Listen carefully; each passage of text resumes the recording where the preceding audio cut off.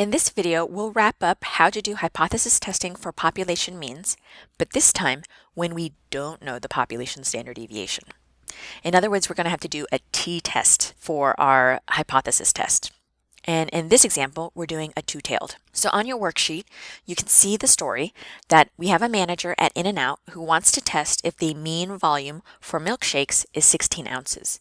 In other words, she wants to see if the employees are correctly filling our shakes at 16 ounces. Because if our employees are filling too much, then we're giving away shakes for free. Or if they're not filling enough, then we'll have unhappy customers. She's going to randomly sample 16 shakes because she cannot inspect every single shake. That's just not feasible. And observes that the sample mean is 15.93 ounces with a sample standard deviation of 0.5 ounces. So right here, we can see already that we don't know the population standard deviation because none is given, and instead, you're given a sample standard deviation. So now you know we have to work with a t-test. Using an alpha level of 0.10, use the t-test statistic critical value approach for our hypothesis test. So first we have to set up our null and our alternative hypotheses. Because our story makes no mention of greater or less than, we just want to know if our employees are not filling things to 16 ounces. The null hypothesis states that our mean for our shakes is 16 ounces. Our alternative hypothesis states that our mean does not equal 16 ounces, meaning there's something wrong with our filling process. Finding all the pieces that we need, our alpha value given to us is 0.1, our sample size is 16, our sample standard deviation, our little s, is 0.5, and our sample mean is 15.93. Now recall, our manager cannot simply say, well, 15.93 is smaller than my required 16 ounces for a shake because there's the chance for sampling error. So we have to do a test statistic and a hypothesis test to account for the sampling error. Since we're working with a t-test statistic, we have to find the degrees of freedom, which is n minus 1. So we take 16 minus 1, and that gives us a degrees of freedom of 15. So for our decision rule, because this is a two-tailed test, and we know it's two-tailed because whenever our hypothesis is equals and not equals, it means two-tail. So that means our decision rule has two cutoff points. We will reject the null if our calculated value of the test statistic t is greater than our critical value or less than our critical value, because we have two rejection regions in a two-tailed test. Otherwise, we do not reject. So we'll go ahead and use Appendix F to find our critical values. So here's our Appendix F. First, we look for our two tails. In this case, here's my two-tail row. Our alpha value was 0.1, and my degrees of freedom was 15, because our sample size of 16 minus 1 gives me a degrees of freedom of 15. So when I take my two-tail, go across to 0.1, and go down to the row 15, our critical t value is 1.7531. And that's going to be our cutoff point for the upper tail and lower tail. So let's plug it into our decision statement. So our decision rule states that we will reject the null if our calculated value of the test statistic t is greater than the critical value of 1.7531 in the upper tail or less than critical value negative 1.7531 in the lower tail. Otherwise, we do not reject the null. That's part A. For part B, now we have to calculate our test statistic. So here's our formula for the test statistic, and note it is different because with t values, we have to work with sample data. Here's my sample mean of 15.93 minus our hypothesized population mean of 16. Since we don't know the population standard deviation, we will use the sample standard deviation that was given to us at 0.5, and then we divide by the square root of n.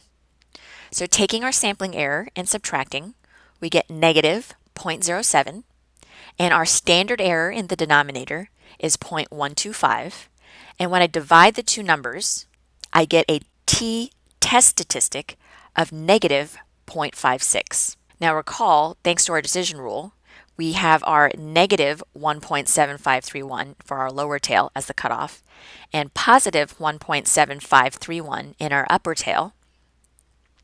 And so what we need to do now is compare our Part B test statistic to our part A, the critical values.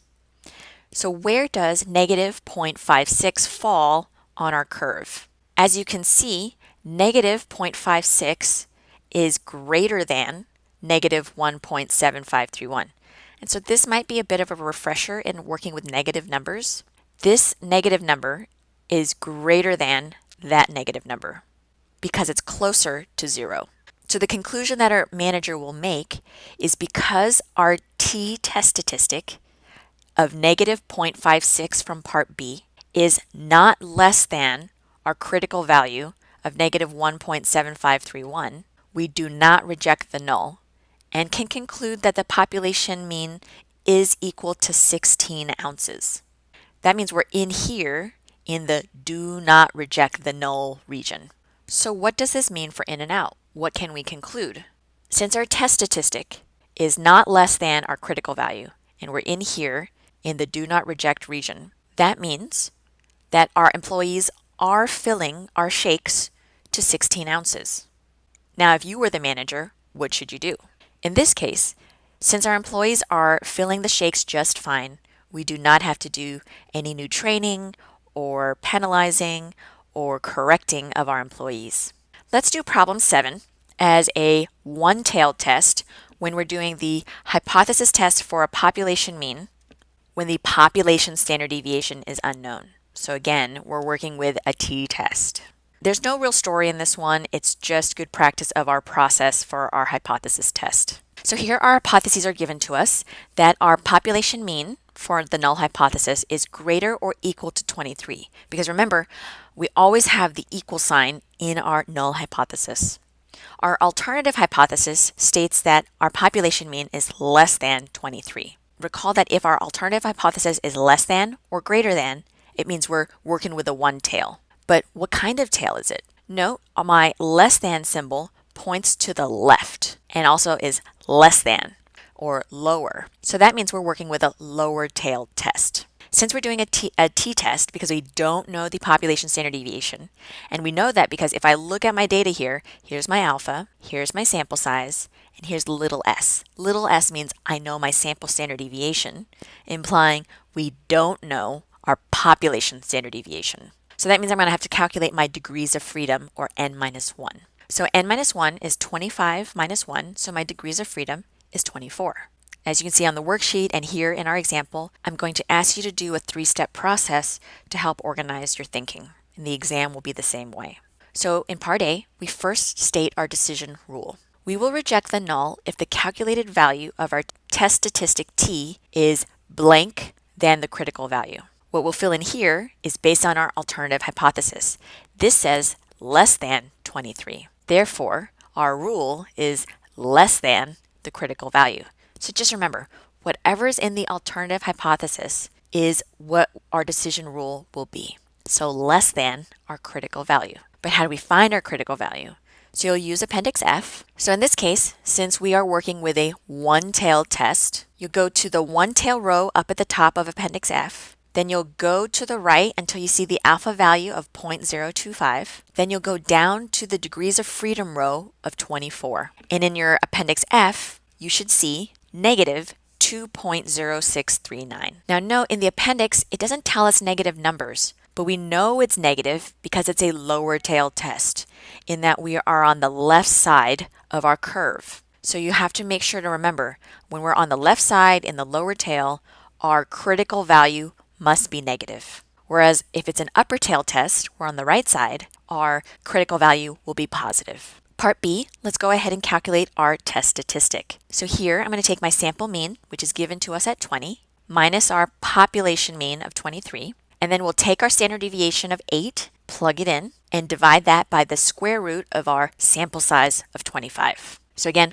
working with my pieces separately so that I don't make an error, 20 minus 23 will give me negative 3, and 8 divided by the square root of 25 is 1.6.